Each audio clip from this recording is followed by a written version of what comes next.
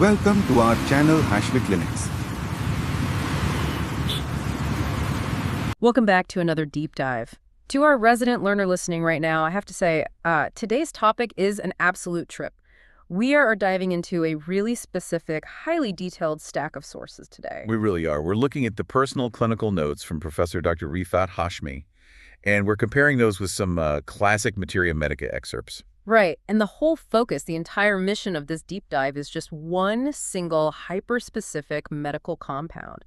It's called Antimonium arsenicosum. Yeah, or as it's sometimes called in the older texts, arsenite of antimony, or even arseniate of antimony. Exactly, and our goal today is to decode this bizarre white amorphous powder. We're going to figure out how it was used, why it targets the human body, specifically the lungs and the heart, in such a surprisingly targeted way, and, what makes its symptom profile so incredibly precise. Because it really is precise. We're looking at this entirely through the lens of pure clinical observation and synthesis. The way these historical practitioners documented symptoms was, well, it was meticulous. Okay, let's unpack this, because whether you're just fiercely curious about historical alternative medicine or, just medicine in general, the sheer hyperspecificity of these notes is going to give you this massive aha moment. It really shows how deeply they cataloged human suffering. So let's start with what this stuff actually is. Right, the chemistry of it. Yeah.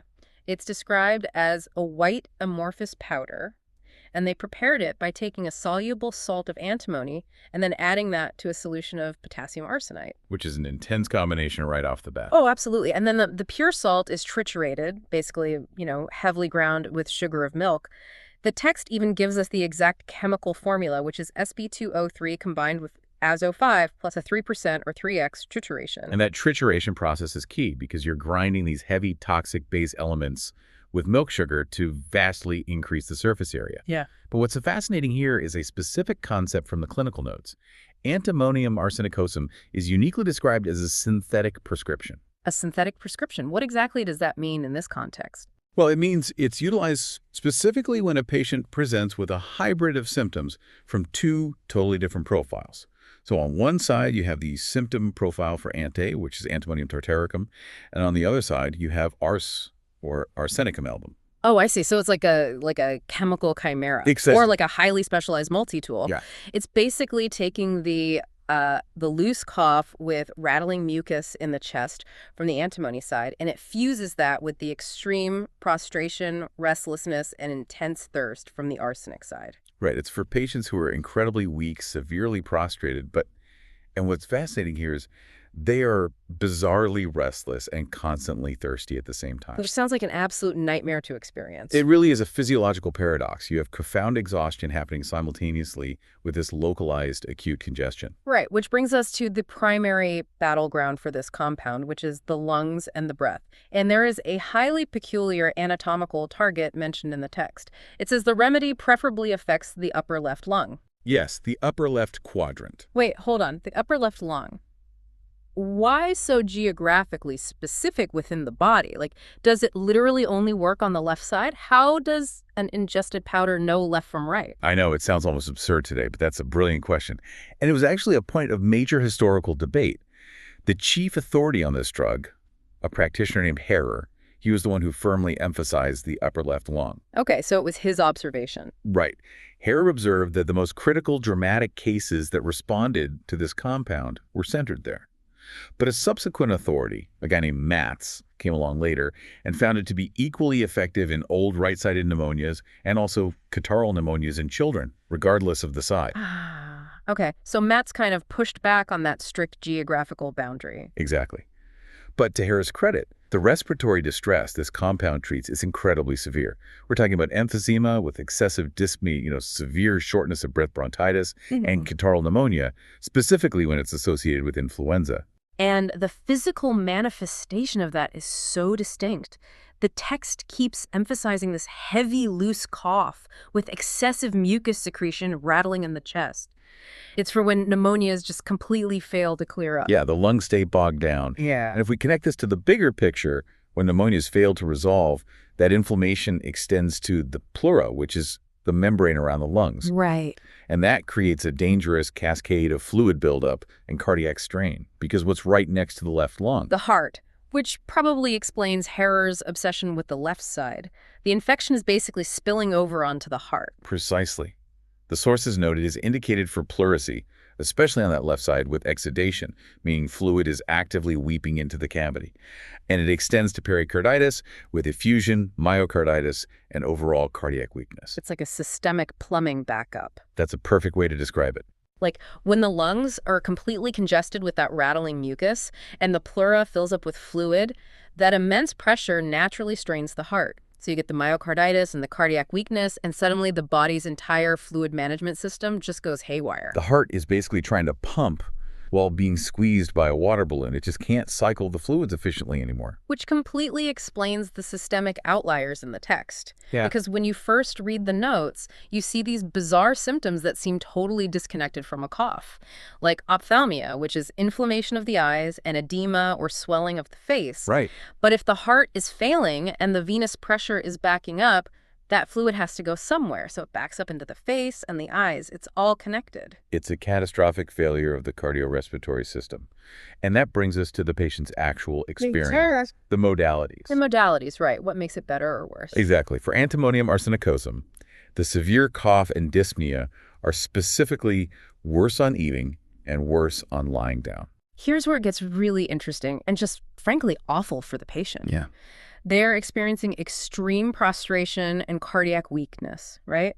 So they desperately need rest and they desperately need nourishment to fight this off. Absolutely. But the very acts of lying down to sleep or eating a meal physically exacerbate their breathing and their coughing. If they lie down, the fluid in their lungs spreads out and they literally start to suffocate. Gravity becomes their enemy. Right. And this perfectly explains the concurrent symptom of intense restlessness. They are too exhausted to stand, but if they lie down, they drown. So they're just constantly shifting, trapped in this exhausted panic. It's agonizing. Yeah. And it really shows the empathy and the observational patience of these historical practitioners to connect that restlessness directly to the mechanical reality of the fluid in their chest. It really does. Now, scattered among all this intense physiological mapping, there's some wild folklore and miscellanea tagged in the sources, too. Oh, right, the planetary associations. Yeah.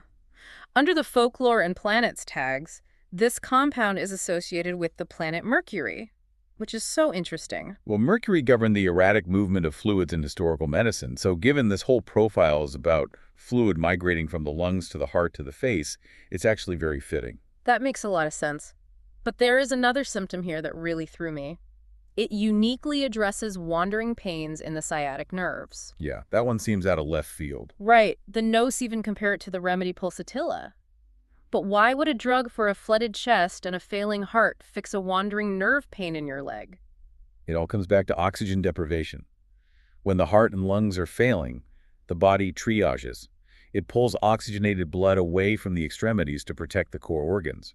So those peripheral nerves, like the sciatic nerve, become starved of oxygen and inflamed. Wow. So the sciatic pain isn't a leg problem at all. It's a systemic alarm bell going off because the chest is failing. Exactly. The pain wanders because the systemic inflammation is erratic. That is wild. Okay, so how did they actually prescribe this? Let's get into the dosages and the relationships. Sure. The technical data lists dosages ranging from 1 to 30 grains of the raw substance. They also used historical doses of all potencies, but specifically highlighted the homeopathic 3x, or third trituration, that we talked about earlier. And it wasn't just used in isolation, right? The notes list complementary remedies. Right. It's complemented by amylixy, calci, strype, which is strychnum phosphoricum, specifically used for malignant endocarditis and sulf. So they had a whole sequence, like Antimonium arsenicosum stops the drowning, and then strype jumpstarts the exhausted heart muscle. Precisely. They also listed a specific antidote. If they needed to halt the drug's effects, the antidote was cough T39, which is a specific coffee derivative. A coffee derivative acting as a chemical break. That is fascinating. It really is. So what does this all mean? When we look at Antimonium arsenicosum as a whole, we're looking at a white powder born from blending two distinct chemical profiles. And it was uniquely suited for this terrifying intersection of suffocating respiratory mucus, cardiac weakness, and restless exhaustion. And for you, the learner listening to this, who maybe hates information overload, understanding this specific text reveals something profound. It shows how deeply historical medical practitioners observe the human body. Yeah. They weren't just cataloging a cough. They were observing exactly what makes it worse, like eating or lying down, and exactly where it hits, like hair mounting into the upper left lung. It's incredible precision, and it leaves me with this final thought for you to just mull over on your own. If a single substance was painstakingly documented over a century ago to treat both a rattling left lung and a wandering pain in the sciatic nerve, it makes you wonder, how many hidden interconnected pathways in the human body are we completely oblivious to in our daily lives, just waiting to be mapped? It really does make you wonder. Well, that's all for today's deep dive. Thanks for listening, and we'll catch you next time. Professor Dr. Rafat Hashmi is a distinguished homeopathic physician, educator, and researcher with over 4 decades of clinical and teaching experience. He is widely respected for his deep command of Materia Medica, respiratory, and constitutional prescribing, combined with a practical, patient-centered approach. Dr. Hashmi has dedicated his career to training generations of homeopathic doctors, blending classical principles with modern clinical insight. He is also known for his innovative work in digital homeopathy, developing educational content, clinical tools, and AI-assisted systems to enhance remedy selection and case analysis. With a strong commitment to ethical practice and lifelong learning, Professor Dr. Rafat Hashmi continues to guide, inspire, and elevate the standards of homeopathic education and patient care.